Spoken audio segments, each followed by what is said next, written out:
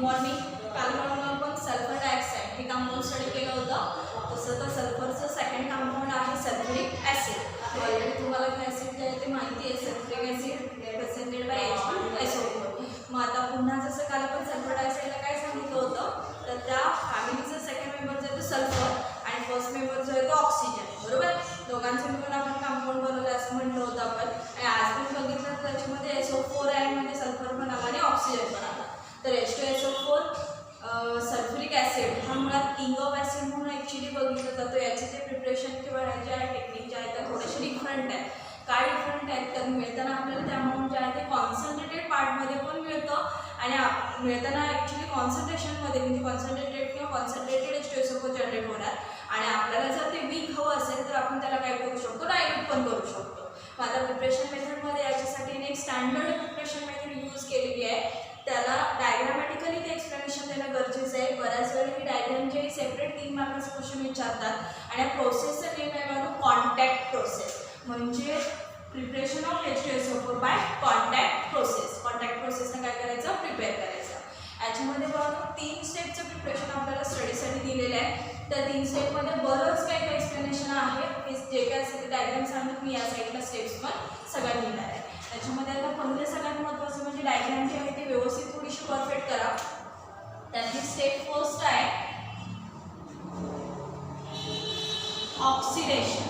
First स्टेपला काय करायचं आहे, तर ऑक्सिडेशन करायचं आहे. मग ऑक्सिडेशन कशाचं करायचं आहे, तर एक म्हणजे आपल्याकडं आयर्न पायराईड असेल किंवा सल्फर असेल, दोघांचंही आपण ऑक्सिडेशन करू शकतो. कारण त्या प्रोसेसमध्ये आयर्न पायराईड पण यूज करू शकताय आणि इव्हन तुम्हाला हवं असेल तर प्युअर फॉर्ममध्ये सल्फर पण यूज करू शकताय. दोन्ही रिॲक्शन मी देणार आहे. समजा आपल्याला सल्फरपासून जर ऑक्सिडेशन करायचं असेल तर ते सल्फरचं ऑक्सिडेशन करायचं असेल तर त्याला आपल्याला काय करायला पाहिजे, सल्फर जो आहे तो बर्नर टँकमध्ये आणायला पाहिजे. तर हा पहिला टँक जो आहे तो कोणाचा आहे, बर्नर टँक आहे. त्याच्यामध्ये टेम्परेचर काय असतं, हायर टेम्परेचर असतं. त्याच्यामध्ये ना मध्ये मोल्डिंग टाकलेलं आहे. त्या मोल्डिंगमध्ये ना सॉलिड सल्फर ठेवायचं किंवा आयर्न पायराईड ठेवायचं आणि त्याच्यामध्ये प्रेझेन्स ऑफ एअर, कारण बर्निंग करायचं म्हणणार इन प्रेझेन्स ऑफ एअर आणि आपण ऑक्सिडेशन करतो म्हणजे in presence of air reaction व्हायला पाहिजे. म्हणजे या साईडला काय केले आपण, एअर पास आउट केले प्युअर फॉर्ममधली आणि आतमध्ये ना मोल्डिंग ठेवले, त्याच्यावरती काय ठेवले, सल्फर.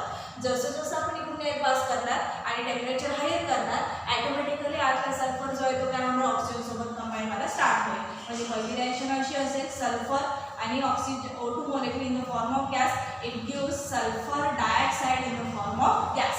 बरोबर. आता काही अमाऊंट जे आहे ऑक्सिजनचं ते सल्फर कंबाईन होऊन सल्फर डायऑक्साईड बनवेल आणि रिमेनिंग पार्ट जो ऑक्सिजनचा आहे कारण आपण एअर पास आउट केले म्हणजे तिथे लिमिटेशन्स राहणार नाहीत बरोबर. त्यामुळं काही अमाऊंट जे आहे ते त्याच्यासोबत तसंच इम्प्युरिटी म्हणून राहील. म्हणून याला म्हणताना इथं मी बाजूला लिहिलेलं आहे, ज्याला या टँकमध्ये असतं त्याला सल्फर डायऑक्साईड पण असेल प्लस ऑक्सिजन असेल आणि ते सगळंच्या सगळं कसं असेल, इम्प्युअर असेल. कारण आपण प्रोसेस अजून पुढं करायचे. पहिल्या स्टेपला फक्त सल्फर म्हणून काय केलं आपण, एअरच्या प्रेझेन्समध्ये हीट केला. समजा आपल्याकडे आयर्न पायराईड असेल FeS2 हे पण घेऊ शकता. परवा रिॲक्शन आपण बघितलेली आहे, तर 11O2 ही रिॲक्शन बॅलन्स होते. इट गिव्स Fe2O3 असे ट्वाईस मॉलिक्यूल मिळाले आणि किती शिल्लक राहिले, 8 sulphur dioxide in the form of gas. बरोबर ना, ज्या तुम्ही 8 आणि 8 सल्फर डायऑक्साईड मिळते. हे पण पहिली स्टेप पण आपण करू शकताय. नसेल तर इथं जो सल्फर ठेवला आहे त्याच्यावरती काय ठेवायचं, आयर्न पायराईड ठेवायचं. प्रोसिजर काय राहील, सेम. पहिल्या टँकमध्ये काय झाली, प्रोसिजर झाली. पुन्हा इम्प्युअर वा सल्फर डायऑक्साईड प्लस ऑक्सिजन दोन्हीकडचं आहे सल्फर. हा सल्फर असू दे का हा सल्फर मॉलिक्यूल असू दे, तो कसा आहे, थोडासा इम्प्युअर आहे. तर आपण एअर जी आहे ती लिमिटेड पास आउट केलेली नाही आहे. म्हणजे एक स्पेसिफिक अमाऊंट सल्फर डायऑक्साईड बरोबर ऑक्सिजन पण असणार. त्यामुळे इम्प्युअर सल्फर डायऑक्साईड आणि ऑक्सिजन सरळ आपण काय करायचं, पुढं पास करायचा. पुढं मग त्याला डस्ट प्रेसिपिटर जोडलेला आहे. मध्ये सेंटरला काय आहे, तर एक बॉक्स जोडला आहे, त्याला काय बोललं जातं, डस्ट प्रेसिपिटर. त्याच्यामध्ये इम्प्युरिटी म्हणून जे डस्ट पार्टिकल असतील ना ते सगळेच्या सगळे काय केले जातात, इथं ॲक्च्युली त्या प्रोसिजर आहे आतमध्ये, ज्याला म्हणजे आपण बऱ्याच ठिकाणी आपण ते व्हॅक्यूम क्लीनर वगैरे जसं यूज करतो ना तशा पद्धतीने आहे. आतमध्ये दोन्ही गॅस स्टेटमध्येच आहे, अजून लिक्विड वगैरे झालेलं नाही आहे. दोन्ही गॅस याच्यामध्ये आल्यानंतर डस्ट तेवढे स्ट्रॅप केले जाते डस्ट प्रेसिपिटरला आणि रिमेनिंग पार्ट जो आहे तो पुढच्या टँकमध्ये पास आउट केला जाईल. ज्याला पुढच्या टँकमध्ये पास आउट केला जाईल त्यावेळेला त्याच्यामध्ये सल्फर डायऑक्साईड आणि प्लस ऑक्सिजन हा असणारच, फक्त त्याच्यातले डस्ट पार्टिकल या प्रेसिपिटरमध्ये शिल्लक राहते. आता दुसऱ्या टँकमध्ये आल्यानंतर त्याच्यावरती काय करायचं, वॉटर स्प्रेइंग करायचं आहे.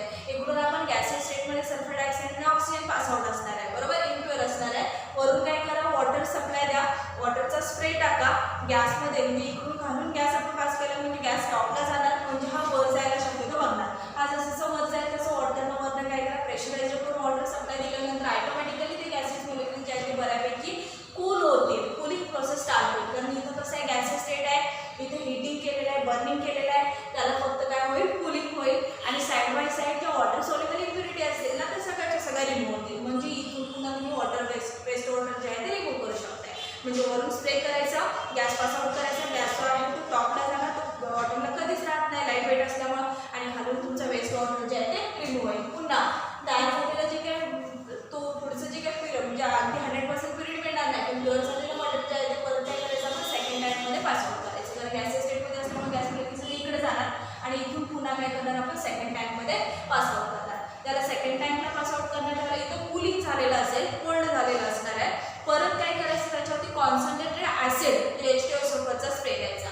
सेम पुन्हा इकडून गॅस पास आउट करणार, पुन्हा पाईपनं तो खाली आणला, कारण वरून पासिंग केला तर तो बॉटमला जाणार नाही, कारण तो टॉपलाच राहणार. म्हणजे मोलेक्युल तिथं आपल्याला काय होतील गर्दी करतील, तसं चालणार नाही, म्हणजे प्युरिटी आपल्याला मिळणार नाही. म्हणून काय करायचं वरून पुन्हा पाईप खाली डाऊन डाऊन पोर्शनला आणून बॉटमला काय असेल ते पास आउट करा.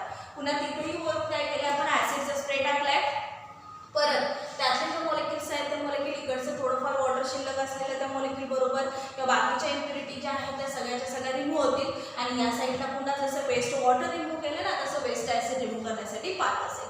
त्याच्यानंतर पुढं जे काही गॅसेस मॉलिक्युल आहेत कारण गॅसेस स्टेटमध्ये असणार आहे, पुन्हा ते टॉपला जातील आणि इथून बाहेर पडेल आणि H2SO4 बरोबर आपण रिॲक्शन केले म्हणजे आता ते मास्क कसं होणार थोडंसं ड्राय होईल. म्हणजेच इथं इम्प्युअर होतं, कूलिंग केलं, परत थोडंसं काय केलं H2SO4 टाकल्यानंतर ते मास्क ड्राय झालं, ड्राय सल्फर डायऑक्साईड आणि ऑक्सिजन जो आहे तो पुन्हा परत पुढं पास आउट केला. परत त्याला इथं 2 कंटेनर जोडलेले आहेत. एक कंटेनर जो आहे तो काय तर आर्सेनिक प्युरिफायर म्हणून आहे, कारण त्याला प्युरिफिकेशन करणं गरजेचं आहे. पाठीमागं काय केलं होतं मला आपण डस्ट पार्टिकल ट्रॅप केलेले आणि आता काय करायचं आलेलं सगळं मटेरियल ह्या टँकमध्ये घेणार. त्याला काय बोललं होतं आर्सेनिक प्युरिफायर, आर्सेनिक मेटलपासून तो यूज बनवलेला आहे, त्याला बोलताना काय बोललं होतं आर्सेनिक प्युरिफायर. त्याच्यामध्ये मटेरियल आलं की बऱ्यापैकी प्युअर होईल. प्युअर झालेलं मटेरियल पुन्हा काय करायचं थोडंसं हिटिंगला पास आउट करायचं, कारण परत आपल्याला पुढच्या रिॲक्शनसाठी तो मेंबर पाहिजे. परत आता काय करणार याला प्री हिटर बोलतात. नेक्स्ट टाइममध्ये आपण ते मटेरियल सगळंच्या सगळं आहे पास आउट करणार आणि पुन्हा त्याच्यामध्ये काय करणार परत त्या मटेरियलची एंट्री म्हणजे इथून इथं आलं, आता याच्यातून बाहेर काढणार आणि सरळ कॅटॅलिटिक कन्व्हर्टरमध्ये ट्रान्सफर करणार. म्हणजे आता 4th टँकमध्ये गेल्यानंतर आता आपली पुढची सेकंड स्टेप असेल. स्टेप सेकंड त्याच्यामध्ये काय करणार आहे conversion of SO2 to SO3. Sulphur डायऑक्साईडचं कन्व्हर्जन जे आहे कारण आपण पाठीमागं प्युरिफिकेशन केलं म्हणजे ऑक्सिजन मास जो आहे ऑक्सिजन जो आहे तो रिमूव्ह झाला. म्हणजे प्रीहीटरला पुन्हा सल्फर डायऑक्साईड गॅसच्या स्टेटमध्ये आपण थोडंसं त्याला हीट केलं, हॉट केलं आणि कॅटॅलिटिक कन्व्हर्टरमध्ये ट्रान्सफर केला. आता इथं काय होणार मला आपला सल्फर डायऑक्साईड गॅसच्या स्टेटमध्ये जो मॉलिक्युल होता in presence of Fe2O5 catalyst कुठे यूज केला त्याच्यासाठी Fe2O5 कॅटॅलिस्ट यूज केलाय. पुन्हा जवळपास 720 केल्विन टेम्परेचर केलंय, 2 ॲटमॉस्फिरिक प्रेशर अटेंड केलंय आणि ह्या सगळ्या कंडिशन अप्लाय केल्यानंतर कॅटॅलिटिक कन्व्हर्टरमध्ये sulphur dioxide converted into sulphur trioxide. हे सगळंच्या सगळं करताना त्याच्यामध्ये काय करायला पाहिजे Balu plus sulphur dioxide in the form of gas plus O2 in the form of gas. पुन्हा काय केलं आपण त्याच्यामध्ये कॅटॅलिटिक कन्व्हर्टरमध्ये Fe2O5 कॅटॅलिस्ट आहे, त्याच्यामधला ऑक्सिजन जो आहे तो ऑक्सिजन त्याच्याबरोबर ट्रीट होईल आणि reduce sulphur trioxide twice molecule म्हणजे ट्वाइस सल्फर डायऑक्साईड घ्यायचं प्लस O2 टाकलं की sulphur trioxide in the form of gas म्हणजे SO3चं जनरेशन झालं. आता हे जनरेशन करताना मी आधी सगळ्या कंडिशन सांगितले. कॅटॅलिटिक कन्व्हर्टरमध्ये पुन्हा इथं होल्डिंग प्लेट्स असतील त्याच्यामध्ये आपला Fe2O5 हा कॅटॅलिस्ट असेल. याचं टेम्परेचर जे आहे ते माणूस इथं पाहिजे तर तेही लिहिते 720 केल्विन असेल, 2 ॲटमॉस्फिरिक प्रेशर असेल. ह्या सगळ्या कंडिशन अटेंड करायच्या आणि SO2 converted into SO3 sulphur trioxide. ही सेकंड स्टेप झाली. त्याच्यानंतर आता माणूस स्टेप थर्ड. आता थर्डला आल्यानंतर आपल्याकडे काय असणार आहे SO3 असणार आहे. म्हणजेच आता आपण थर्ड स्टेप काय सांगणार आहे तर conversion of SO3 to oleum. Direct कशामध्ये कन्वर्ट करायचं ओलियममध्ये. या प्रोसेस आपल्याला डायरेक्ट H2SO4 मिळत नाही. ही प्रोसेस तिसऱ्या स्टेपला थांबल्यानंतर चौथी स्टेप जी आहे ती डायरेक्ट आहे. ती कशी आहे काय बघू. आता SO3चं काय करायला पाहिजे आपल्याला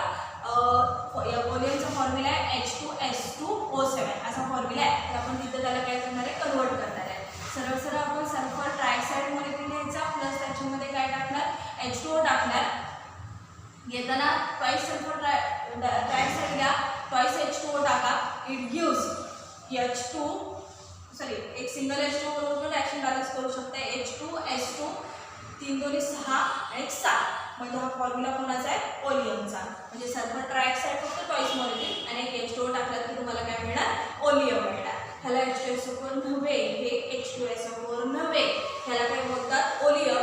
म्हणजे आपण बघालो ज्यावेळेला सल्फर ट्रायऑक्साइड घेणार त्याला आपण ते सल्फर ट्रायऑक्साइड पुन्हा काय करायचं लास्ट क्वार्टचा एक कॉलम बनवलाय, क्वार्ट्स ही ग्लास आहे त्याला ॲब्सॉर्बिंग क्वार्ट्स असं बोलतात, त्याच्यावर पण हे असं मध्ये मध्ये मोल्डिंग टाकले आणि त्याच्यात सर काय केलं आपला सल्फर ट्रायऑक्साइड गॅसियस स्टेटमध्ये पास आउट केला आणि पुन्हा वरून काय केलं म्हणून कॉन्सन्ट्रेटेड H2SO4चा स्प्रे दिला. ज्याला H2SO4 त्याच्यामध्ये ट्रान्सफर होईल त्याला अल्टिमेटली पुन्हा काय होणार SO3 directly converted into H2S2O7. मग आता जर तुम्हाला ही रिॲक्शन H2SO4 सोबत जरी बॅलन्स करायची असेल तरी करू शकता. इथं तुम्ही वॉटरचा स्प्रे टाकला तरी चालेल, नसेल तर H2SO4 बरोबर बॅलन्स केला तरी चालेल. H2 झालं बरोबर, मात्र ही सिंगल मॉलिक्यूल बरोबर रिॲक्शन बॅलन्स करावी लागेल. H2 झालं, S2 झालं, 4 आणि 3 7 O7. शक्यतो ॲसिड बरोबरची रिॲक्शन घ्या कारण आपण वरून क्वार्ट्स टाकले. त्याला पुन्हा ॲसिडमधून काय करणार सल्फर डायऑक्साइड जो आहे तो ॲसिडसोबत ट्रीट झाला की आपल्याला काय मिळणार ओलियमचं फॉर्मेशन मिळणार. म्हणजे पाहून हे कंटेनरमध्ये हे जे लिक्विड मिळाले त्याचा फॉर्म्युला आहे H2S2O7 आणि त्याचं नेम आहे पाहून ओलियम. आता हे जे मटेरियल आहे हे जवळपास 98% पर्यंत म्हणजे 96 to 98% पर्यंत कसं असतंय प्युअर असते. राहिला प्रश्न याला पुन्हा प्युरिटी पाहिजे असेल तर अजून पुन्हा आपल्याला हा वेगळ्या मटेरियलवर ट्रीट करावा लागेल. आता ह्याच्या म्हणजे डायग्रामॅटिकली आपल्याला फक्त 3 स्टेप मिळतात आणि लास्ट स्टेप आहे स्टेप 4. आता काय आपल्याकडे बघा ओलियम आहे म्हणजेच आपण म्हणू शकतो conversion of oleum to sulphuric acid. आता ओलियमचं कन्व्हर्जन कशात करायचं सल्फ्युरिक ॲसिडमध्ये H2S2O7 आणि प्लस H2. आता H2 ॲड इथं H2 शक्यतो ॲड करू नका, डायरेक्टली तुम्ही ॲसिडसोबत रिॲक्शन लिहू शकता. आता मिळताना मिळालं काय बघा हे 2 H2 1 2 बरोबर, S2 2 आहेत 7 आणि 8 ऑक्सिजन आहेत म्हणजे आपण काय करू शकतो ट्वाइस H2SO4 जनरेट करू शकतो. म्हणजे प्रिपरेशन मेथडमध्ये 4 स्टेपमध्ये आपल्याला प्रिपरेशन करावं लागेल. पहिली स्टेप पहिल्या कंटेनरमध्ये झाली, सेकंड स्टेप तर कॅटॅलिटिक कन्व्हर्टरमध्ये झाली, थर्ड स्टेप लास्ट कॉलममध्ये झाली आणि लास्टची जी स्टेप आहे ते तिथून मिक्सचर बाहेर काढल्यानंतर वॉटर बरोबर काय करायचं ट्रीट करायचं. ह्या मटेरियलला ज्याला आपण ओलियम प्लस H2 टाकतो ना त्यावेळेला त्याला एक स्पेशल नेम दिलेलं आहे म्हणून त्याला बोलतात ॲक्वारिजिया या ॲक्वाफोर्टिस. ॲक्वाफोर्टिस पण बोलतात किंवा ॲक्वारिजिया पण बोलतात. म्हणजे ह्या दोघांचं मिक्सचर असते तेव्हा आणि ज्यावेळेला हे एकमेकांसोबत ट्रीट होते त्यावेळेला तुम्हाला डायरेक्टली काय करणार सल्फ्युरिक ॲसिडचं प्रोडक्शन करून देते. याच्यात स्टेप्स 4 आहेत. 2 मार्कासाठी ओन्ली प्रिपरेशन मेथड पण विचारतील, 3 मार्कासाठी डायग्रामॅटिक रिप्रेझेंटेशन विचारतील, इव्हन 4 मार्कासाठी दोन्ही कन्सेप्ट विचारतील. म्हणजे direct preparation method with diagram असंही म्हणते. कॉन्टॅक्ट प्रोसेसनं फक्त हा प्रिपेअर केला जातो. प्रिपरेशन मेथडमध्ये काही शंका आहे का बघा.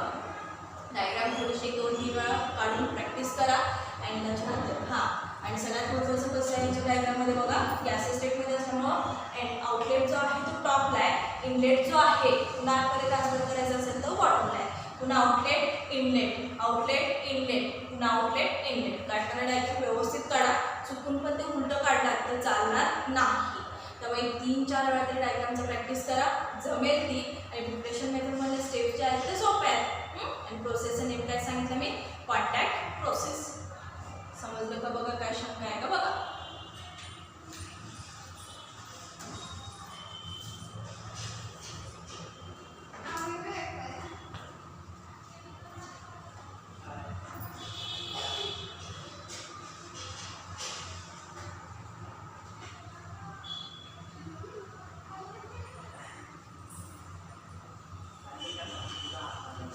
याच्यामध्ये काय शंका आहे का बघा बघा, व्यवस्थित थोडंसं डायग्राम वगैरे सगळं परफेक्ट करा.